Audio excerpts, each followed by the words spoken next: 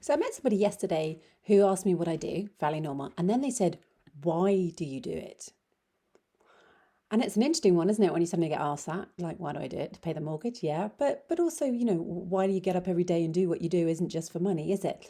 I certainly wasn't going to go, I'm passionate about helping people do events, blah, blah, blah, because that is a little bit of an overused word, passionate. And it doesn't really make me understand why somebody does what they do. It doesn't really get me to understand who they are. And I think it's really good, isn't it, to identify what actually motivates us beyond making the money.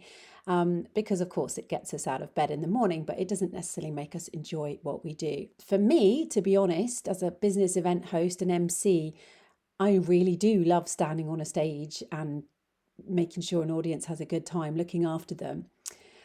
I actually get a buzz, energizing people, getting that, igniting the engagement, feeling the excitement, the community build that you get at a great event, when the attendees have had a wonderful experience and the event is clearly a success. Because I think events are amazing things. I mean, what is not to love about gathering lots of human beings together to create something, to create a community, something special? It's a really great thing to collaborate with a team of people to make this happen. And when it works, the energy and the feeling that you get is pretty incredible.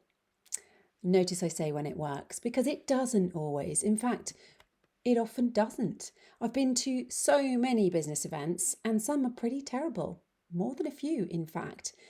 And it's not the organiser's fault. It's because I think the base level for events is pretty mediocre. A fellow MC I heard recently said most people are just content to go to these kind of pretty rubbish blah events because that's all most people have ever known. The standard's been pretty low. So why I do what I do at the moment, my key raison d'etre, if we're going to be French about it, is that beyond paying the mortgage, I really want to be part of what I'm seeing is it's small, but it's a growing army of people who are really fighting to change things in events. I talked about it before, that sort of thing about being human, that connection. It is literally just such a powerful thing.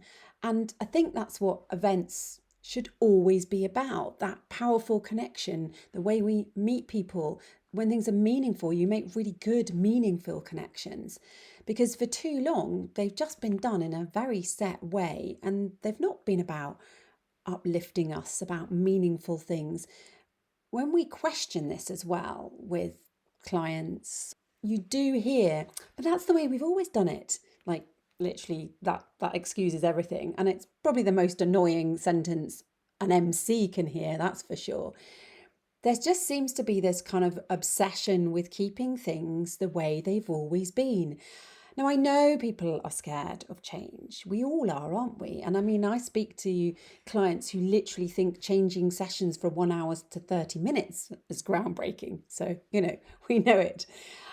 And I know as well that I often get hired to be the light relief from the stale and, dare I say, often very pale and male sessions and the dry panels. And I find that really interesting. I mean, yeah, I know I'm great and all, but if you think about it, why should you need an energetic, sometimes funny female presenter to make things more fun and engaging? Surely changing things up in events, changing your formats and your agendas, it's going to immediately make things more engaging for an audience. I'm not trying to do myself out of a job, but you get my point.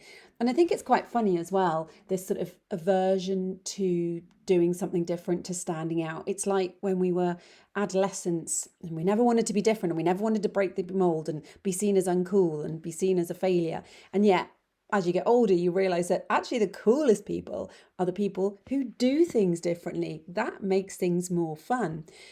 And yet trying to shift the needle on all this event change, it's incredibly slow, and I am not the most patient of people. But I think I do what I do because I want my attendees, me, everyone who goes to events, to have a better experience and to make more meaningful human connections.